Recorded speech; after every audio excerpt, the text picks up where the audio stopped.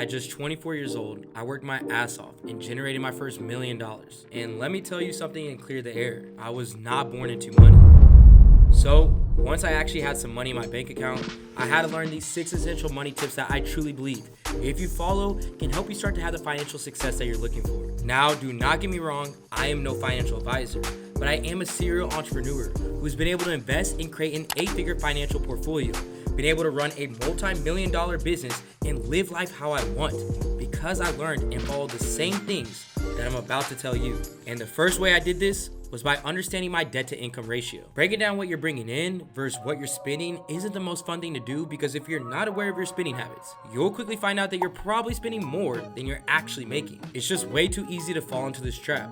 From the subscriptions and memberships that you might have forgotten about that's still coming out of your accounts, to the unexpected bills that might be coming your way. Breaking down your finances and spotting where you might be overspending gives you the power to move that money around to something that is more beneficial to you, like paying off some of your debt or just preparing for a rainy day. And breaking down your debt to income ratio is as simple as this. Take a look at your statements over the past month from all of your accounts.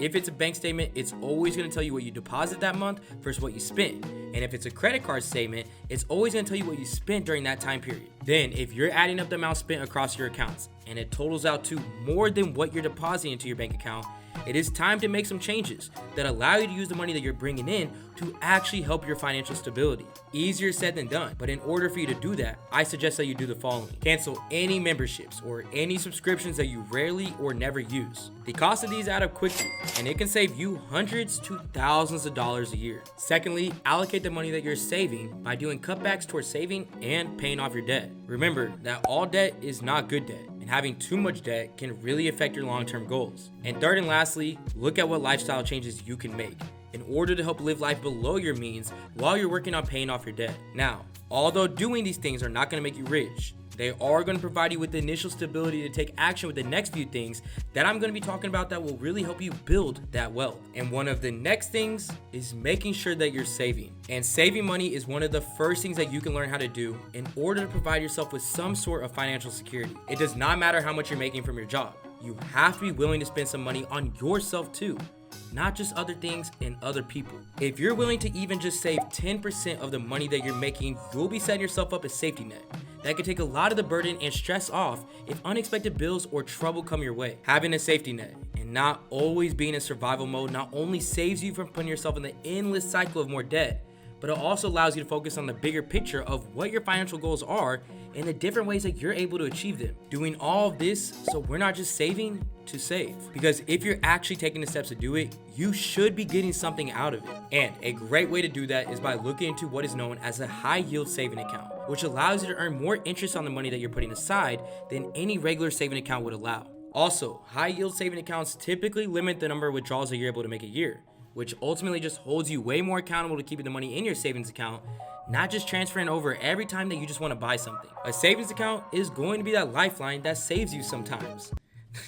No pun intended. But it actually leads me to my next money tip. Don't just rely on your savings to build wealth, because that will never work. Now, this may sound a little counterintuitive since I literally just talked your ear off about saving, but bear with me. Savings accounts are meant to help you stash away some money for a rainy day and stash away some money that you have a plan for. But if you do not have a plan for some of that money that you're saving, then you're just allowing money to sit there, and with that, you will absolutely never build that wealth that you're looking to build. And we are going to get into some ways that you should be looking to spend your money to help build your wealth in a couple minutes.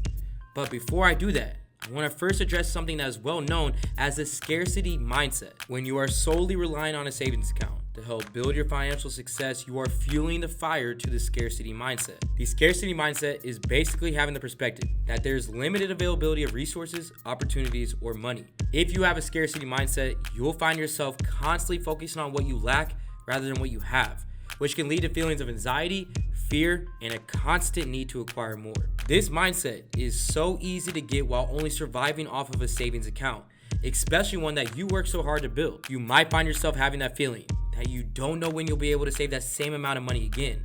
In turn, you'll have anxiety and fear about taking financial risk and are only thinking in the short term. Getting out of that scarcity mindset comes with the understanding that you're not destined to remain in your current financial situation, and that wealth and success are only reserved for a select few. And understanding that you can be in a different financial position is what leads me to my next money tip, which is to earn more money. Earning more money helps solve a lot of what we just covered. From helping decrease your debt to income ratio, to increasing the amount that you're able to save, to helping you exit the scarcity mindset. Sometimes before you realize that you even need to be making more money, you have to take those first initial steps of being real with yourself by breaking down your income and understanding that you have more potential than where you're currently at right now. So if you're ready to make more money, the first thing that you need to do is look at your skills, experience, and what your interests are and where you can apply them to. Whether it is a side hustle that you're wanting to start or a brand new job that pays more than the skills and experience that you have, this is going to play a major role into what you're able to do. This is something that I did when I initially started my side hustle of dropshipping. I already knew that I had the skill in marketing. Not only did I already graduate and get my degree in marketing,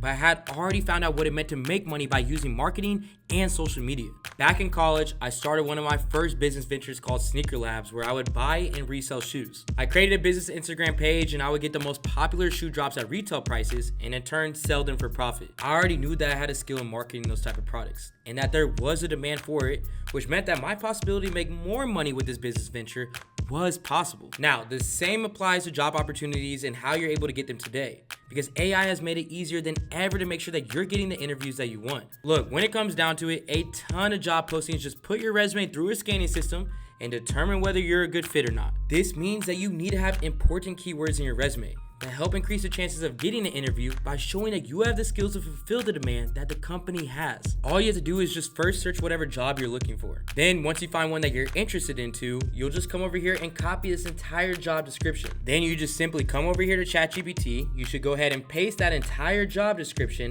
and at the very end of it say, what are the most important keywords from this job description that I need to update my resume with? And as you can see, it's going to provide you with a full list of keywords that can help you be the next one in that position and make more money. And once you have more money coming your way, that's when it's the perfect time to move on to money tip number 5 that I have, which is to get a credit card. Outside of money, credit is going to be the most important money source that you have. Many of you, just like myself, have grown up in generational poverty and have been taught to be scared of credit cards and that you never want to get yourself into debt. And to put it simply, if that fear has been passed down to you, you have to throw it out the window if you want to turn generational poverty into generational wealth. Credit is what gives you the power to think long-term and make bigger moves outside of the money that you have coming in. And outside of that, the use of credit is going to give you way more benefits than a debit card or cash could ever. Creditors want you to borrow money from them on your credit line, so they're going to give you special discounts and cashback bonuses to encourage you to do so. Whereas if you use your debit card or cash, you're just spending money with nothing in return. Now, the one piece of advice that I have for you while applying for your credit cards is to look for cards that would be beneficial to your current lifestyle. Do you travel a lot? Find a credit card that gives you travel bonuses and free or discounted hotels with its usage. Looking to make a bigger purchase, but not pay it all off right away? Find a credit card that has 0% APR on purchases within the first 12 months. Look, credit cards can be extremely beneficial for you, as long as you take the time to actually learn about this lucrative financial tool. Regardless of what credit card you decide will work best for you and your needs, making sure that you're using it responsibly and keeping the usage at under 30% is what's going to help you really build up your credit score and have the opportunity to receive lower interest rates plus better approval odds for your bigger investments. And a good credit score is going to be everything to the next money tip that I have for you, which is making sure that you are investing. As soon as I followed rule number 3 and 4 of making money and building up my credit, the very first thing I did was work on investing in different things that could potentially leverage my current capital, amplify my investment returns, and expand my portfolio. When it comes to building wealth, you never want to keep all your eggs in one basket. And with that being said, I knew that one of the first investments I wanted to make was real estate. When I first started investing, I didn't know enough to actually buy real estate, but I didn't let that stop me from putting my foot in the door. I started subleasing apartments and listing them on Airbnb, which helped me turn that initial investment of, let's say, $2,000 a month in rent on that apartment into making $4,000 from people renting it out on Airbnb. From there, I continued to learn. I continued to find more apartments that would allow me to sublease, which would years later turn into buying homes and renting them out to multiple families. Investing truly has the potential to change your life, but that does not mean that it all has to happen at once. Keep putting money aside and planning for what you want to invest your money into to give yourself the stepping stones that you need to reach that financial success that you're looking for. Countless lessons were learned while on the road to making my first million while in my 20s. But I truly believe that if I had the 6 tips that I just gave out in this video, the entire journey would have been streamlined. There is so much out there that's possible. when you take the control of the money that you're making and not let the lack of money control your life. If you all start practicing some of the tips that we went over today, I know that your financial position will look much different in just a couple months. Now, go break down those finances and start building a way to wealth. I'll see you all on Friday for another banger. This is AC with Supreme Ecom, and I'm out. They gon' want a piece when you got it like that. Like Jake said, we gon' spend it, get it right back. Stack that internet money to the site crash.